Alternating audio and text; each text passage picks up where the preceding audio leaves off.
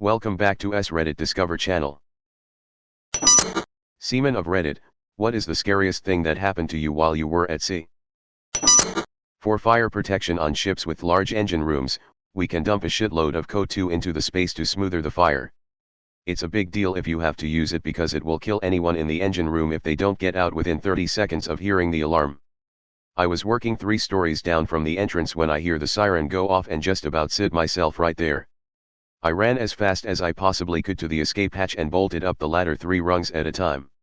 Turns out a new mate was inspecting the release station and unwittingly set off the alarm by opening the cabinet containing the release valves. That's a sound I never want to be surprised by again. If I died like that, I would flip the bird, so I would be eternally flipping someone off. Do they sometimes have oxygen closets or similar things with limited or portable O2 so you can survive if trapped? Are you sure it would kill you in 30 seconds? I thought the CO2 would simply mean you'd suffocate.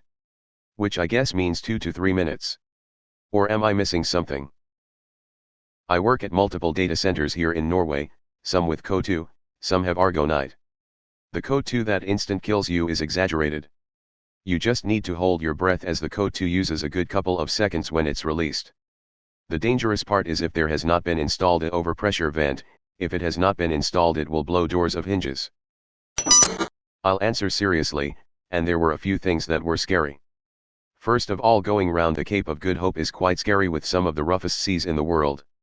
I worked on chemical tankers and there was a small hatch on top of the tank we would open to measure the levels by which it was being unloading, etc.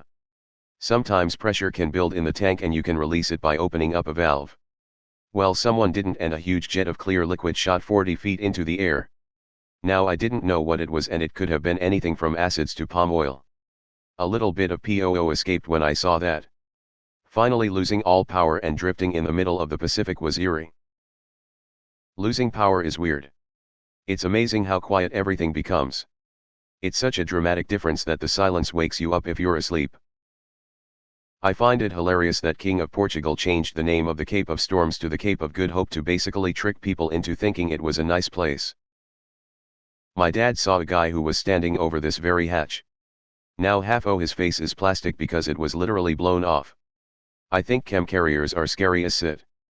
My dad works on ethylene carriers. He also was once on a ship that sailed with liquid oxygen. In every major high traffic area, like Suez Canal, they had military escort. Hit a storm in the Southern Ocean in an icebreaker. We were getting 55-degree rolls. Men who had been at sea for 20 years were throwing up on the bridge. Water was getting in everywhere.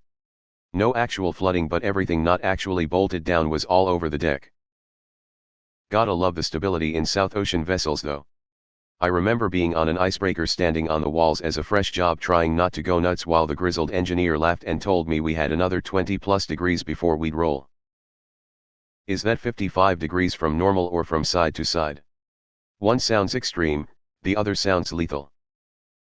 Holy feck. My old boat, a 635-foot-long warship, capsizes at 35 degrees. 30 degrees rolls are nuts, awesome, but crazy to see, but 55. What the feck, did you guys bolt your boots to the deck? Icebreakers essentially have no keel.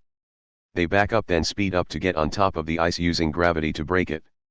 So this causes destabilization, but I would suppose also allows the vessel to correct itself more easily than a warship. I heard a lookout died on the bridge in a similar storm years before because he wasn't holding onto something and essentially free fell 20 feet onto his head. They promptly installed handrails after the incident. Damn. Also, I edited and corrected the size of my ship. I mean 635 feet. That's one tough bit. Do you still sail? A girl I know is a fisheries observer for the NOAA and goes on trips for weeks at a time with random fishing crews. One time she was 90 miles offshore, the only girl on the boat, and the whole crew stated shooting up heroin. One of the guys got really touchy and started saying really creepy things. There was literally nothing she could do if things went wrong because everyone else was either too fecked up or didn't care. She had to spend 3 more weeks on a boat with these people. That's really messed up. She should have called in the Coast Guard to get off of that shit show. Dangerous in so many ways. Something similar happened to a senior of mine. The captain accused her of sleeping around and being pregnant. She didn't take it casually and complained through the right channels. Captain was sacked next port. I hope she reported this. This is so serious. There was an observer who recently went missing off a boat. I wish I could recall the details, but it on a PAR with treason level punishment, and considered an international incident. It was something to do with observing fishing trawlers and stock reportage. God, this foggy brain, does anyone know what I'm talking about? Drugs are a heavy problem for fishing crew. I come from a fishing town and pretty much every fisherman is alcoholic, or do cocaine or heroin. It's pretty scary. The implication. I had to go take a sit at about 2 in the morning. I didn't tell the guy on watch I was going out on deck. Our toilet was a 5-gallon bucket on the starboard side of the vessel. So, I am doing my business when all of a sudden I see a fairly large wave coming at us broadside. All I could think was I am going to get swept off my bucket and sent across the deck with my pants down and turds scraping by me right before my fanny pack style CO2 primed flotation device explodes. Just as the wave is about to sweep over me, the boat rolls and meets the wave, sending spray vaulting vertically in the air. I was able to let out a quick sigh of relief before I see another wave rolling hard towards us. I am wiping furiously as the wave smashes into the side of vessel. Spray once again leaps high above the railing. It was as if Poseidon himself wanted to be my butthole. I furiously pull up my shorts, and as I turn to jettison my sit overboard, I see a waving rolling in bigger than the last 2 waves combined. I turned around, tied down the sit bucket, and bolted back inside. Not really life-threatening, but the idea of getting swept across deck with your bird scraping along and turds marking you up was scary to me. It was as if Poseidon himself wanted to be my butthole. Well, now I know Poseidon's fetish. Also, you are a poet. God damn it. How is there a skid mark across the deck? You sure know how to paint a picture. Holy feck, my sides. I'm not super familiar with maritime terminology, but isn't a series of 3 rogue waves, with the third being particularly large, referred to as the Three Sisters? Coming up into summer of '05, my dad decided that our family was going to do a once-in-a-lifetime trip. We learned to sail, got all of our certifications, and spent the summer sailing all over the Caribbean on a 40 sailboat.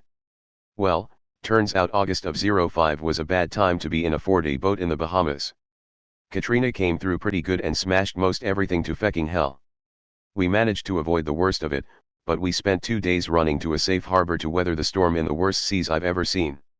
Our boat, Island Packet, 40, is designed to be a solid ocean-going vessel, and she handled better than I could have believed, but still we got knocked down a few times. Definitely had a night where I wasn't sure if we were going to make it or not.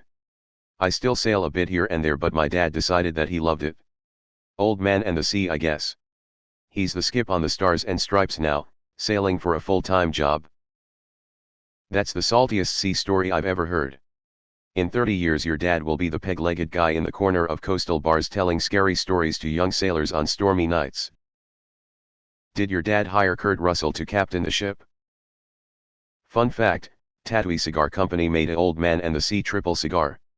3 cigars wrapped together as one.